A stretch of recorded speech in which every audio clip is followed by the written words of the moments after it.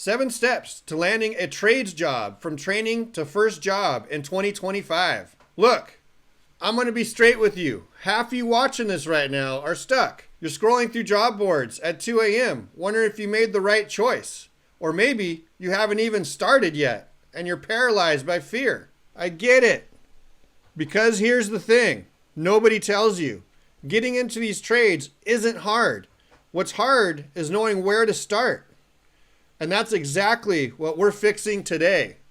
Before we get started, smash that like button and subscribe. All right, let's get into it. Quick backstory. I've been swinging hammers and running duck for almost 3 decades now. Started when I was 21. Broke, hungry, and honestly, a little desperate. Joined the sheet metal union as a green apprentice.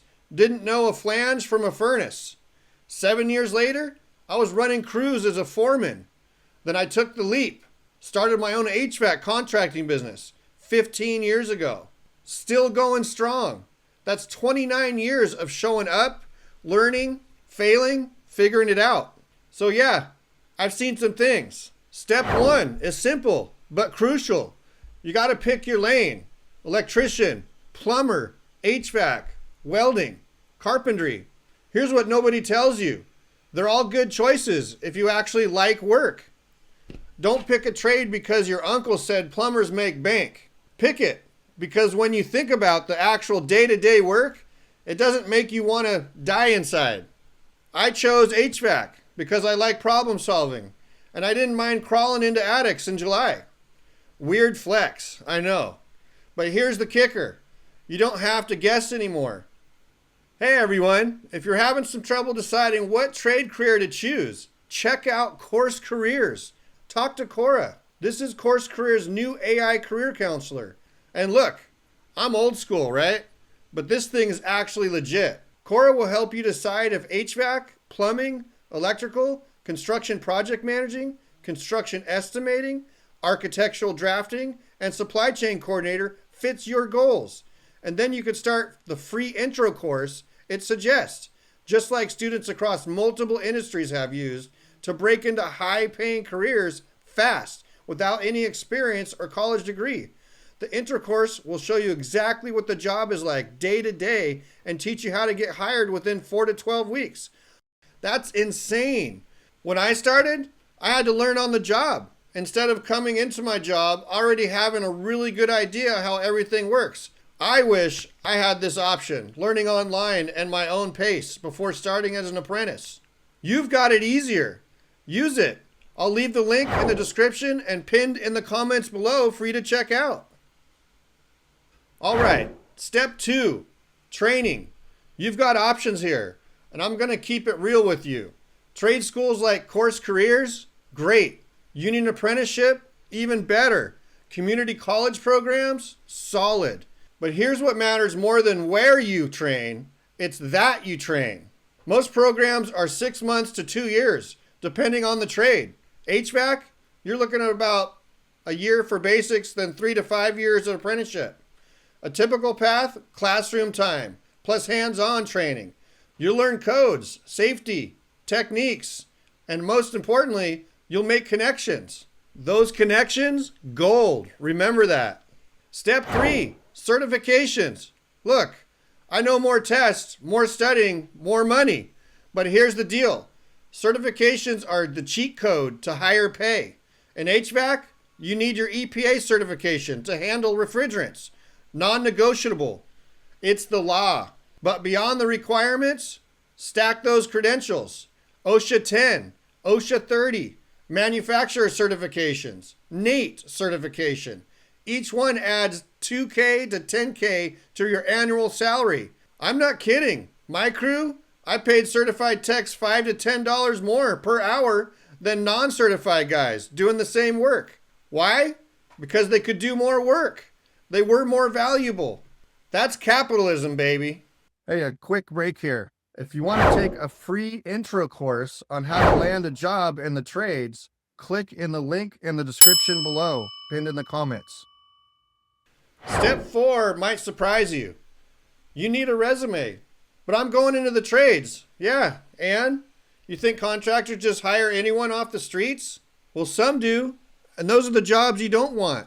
Your resume doesn't need to be fancy. It does need to show what training you completed, what certifications you have, any relevant experience, even if it's just helping your uncle remodel his bathroom, that you can show up on time, follow instructions. Pro tip, add a skills section, list tools you know how to use, software if applicable, and for the love of God, proofread it. Nothing screams, I don't pay attention to detail like typos on a resume. Step 5, spray the pray. Apply it to every contractor, every company, every union hall with a 50-mile radius. Online applications? Sure. But here's the secret. Walk in. Physically show up. I know. It's 2025. We do everything digital now. But nothing beats looking a hiring manager in the eye and handing them your resume. It shows initiative. It shows you're serious. It shows you're not afraid of hard work. Plus, you get instant feedback. Maybe they're not hiring, but their buddy down the street is. Starting pay for trade apprentices in 2025, anywhere from $35K to $50K plus, depending on location and trade. Journeyman level, we're looking at $55 to $100K plus. And if you go the contractor route like I did, sky is the limit. I know HVAC contractors pulling $150 to $500K plus annually, but that's after years of grinding and building your business. Nobody's handing you 6 figures on day 1. Step 6, the interview. This is where people psych themselves out. Here's what they're actually looking for. Can you show up on time? Seriously, this eliminates 30% of the candidates. Can you follow directions? Are you willing to learn? Do you have a good attitude? That's it. They don't expect you to know everything. You're new. What they do expect? Honesty. Don't lie about skills you don't have. You will get found out, and it'll be embarrassing. Instead, say this magic phrase. I don't know how to do that yet, but I'm a fast learner, and I'll bust my butt to figure it out. It works every time. Also, ask questions. What's a typical day look like? What are opportunities for advancement? What tools do I need to bring? Show you're thinking ahead. Final step. You got the job. Congratulations. Now comes the real test. Your first 90 days will make or break your career. Here's the formula. Show up 15 minutes early every single day. Listen more than you talk. Ask questions when you don't understand something. Volunteer for the grunt work. Yes, even the terrible jobs nobody wants. And this one's big. Leave your ego at the door. You don't know anything yet. And that's okay. I've seen talented people flame out because they thought they were too good to sweep the shop or organize the van. Don't be that person. The journeyman and the foreman are watching you. They're deciding if you're worth investing their time in. Make it easy for them to say yes. Work hard. Be coachable. Stay humble. Do that for 90 days and you're golden. After that, the job gets easier and more interesting. You'll start getting real responsibilities, real respect, and real paychecks. Look, is this path easy? No. Will you get dirty? Absolutely. Will you be sore? Every day for the first month. But here's what else is true. You learn a skill that nobody can take from you. You'll make real money without drowning in student debt. You'll build things, fix things, things that matter. And the world where AI is coming for desk jobs, they can't automate a burst pipe or a broken AC unit. You're future-proof. So take these 7 steps. Pick your trade. Get trained. Get certified. Build your resume. Apply everywhere. Nail the interview. Show up and prove yourself. Do that, I promise you, a year from now, you'll look back and wonder why you waited so long.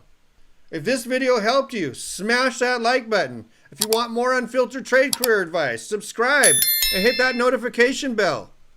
Oh, and before I go, a carpenter, an electrician, and a plumber walk into a bar. The bartender looks up and says, "What is this, some kind of joke?" The carpenter says, "Nope, just 3 guys who can afford to drink here because we didn't waste money on a 4-year degree." They all ordered top shelf. Peace out.